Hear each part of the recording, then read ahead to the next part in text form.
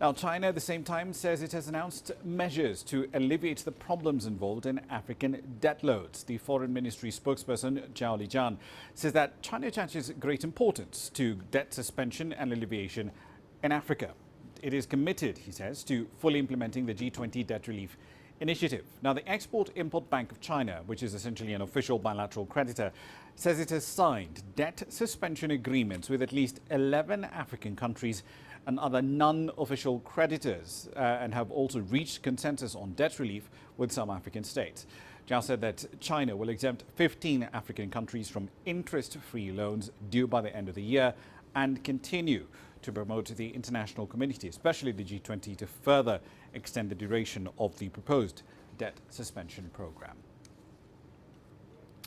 All right, then, so let's dig a little deeper into the details of how this ongoing wrangling over debt relief issues might actually play out among sub-Saharan African economies. Ken Gichinga is the CEO at Mentoria Economics. He joins me live tonight. Ken, good to have you on the program. So let's start with the Kenyan context. Kenya is one of the countries that has opted to not take part in the G20 debt suspension program. And we also don't have a massive wall of Eurobond payments that are due, with the next maturity due around 2024. But does Kenya have the fiscal room to ride out this crisis? Indeed, and thank you and good evening, Rama. You're very right to say the fiscal room for Kenya is getting narrower by the day. Kenya had opted out of that initiative because, according to its assessment, its terms were too restrictive, particularly given the fact that a third of Kenya's external debt is owed to private creditors. So there was a thinking that playing into that program might ruin Kenya's sovereign ratings. Let me just jump in there a little bit, Ken, because we tend to discuss these issues. We tend to discuss these issues, but when audiences listen to us and they wonder, wait, hang on, but it's literally a debt suspension. I'm not asking you to take a haircut. So how is it that if a country asks for essentially a deferral of some of its debt obligations, that therefore has cross implications for other debt? Break that bit down for us. Well, that's a good question, and it does seem ironical, but each country has a different debt structure. Some countries have more domestic debt, others have more foreign debt, and Kenya is equally split between domestic debt and external debt.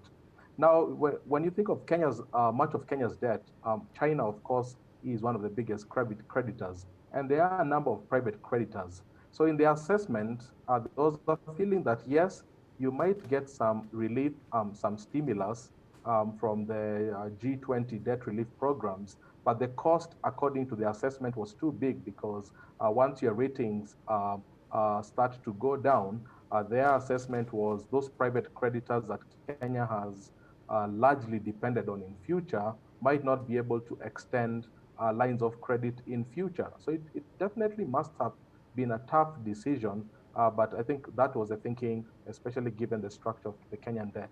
Right. So essentially the basic idea here is if I've borrowed money from you and another party in future, if I default on that debt or even ask for a deferral, that implies that my ability to pay is problematic. It's in doubt. That's absolutely a good way of putting it. And as I said, the debt structure of different African countries is quite different. You must remember, Kenya is the third largest recipient of Chinese loans after Angola and Ethiopia.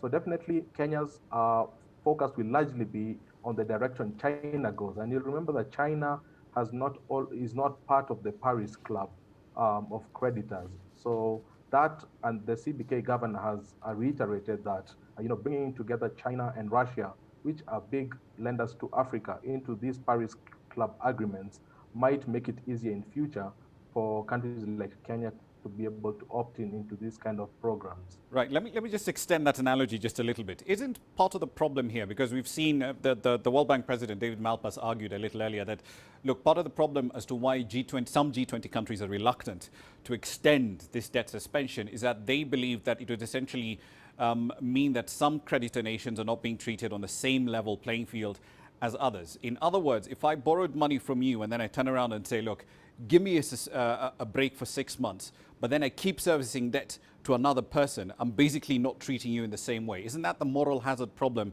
that's playing out here?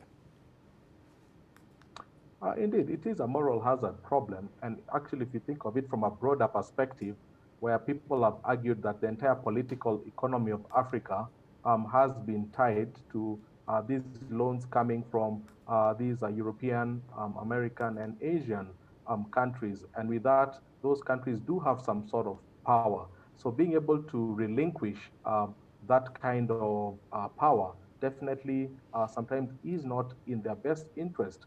But I think the bigger narrative here is countries have been hard hit because of COVID. They'll be unlikely able to raise taxes, and whether you allow them or don't allow them, chances are that they won't be able to finance these budgets, and they'll need the money. You saw Zambia only 2 weeks ago defaulted on its international obligation. So there's already a feeling that whether they agree or not, the fiscal position of these countries is in a very dire position, and it's in the best interest of the global financial order to be able to maintain that stability. And I think that's the reason that they're trying to push these arguments that David Malpass just announced. Indeed. One last question for you, Ken, because at the end of the day, as you pointed out, tax revenues are likely to fall. Spending requirements, however, are still going up. But you've got these three different parties at play here. You've got commercial creditors on one hand, you've got non-Paris Club lenders like China, and then you've got the Paris Club, the United States, the UK, and of course all the other elements of that particular group. And how do we get all of these parties into one room on an agreement that they can all sign off on? Because it sounds like they're all pushing in completely different directions. Well, it's very difficult. Those countries rarely would be able to agree on such an important matter. It would be very difficult because even they have different geopolitical interests in Africa. You know, Africa is considered to be an emerging market next to the next, youthful demographic dividends, and they all want a slice of that.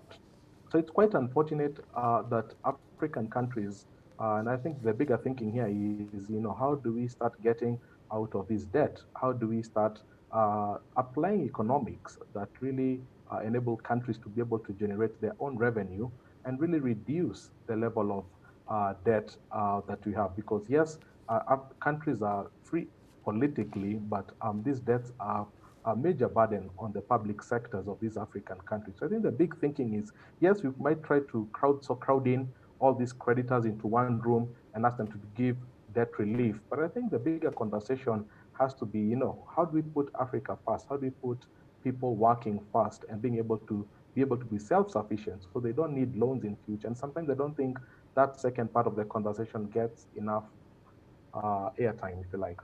Indeed, certainly something to consider in the future. Ken Gichinga, thank you very much for your input tonight.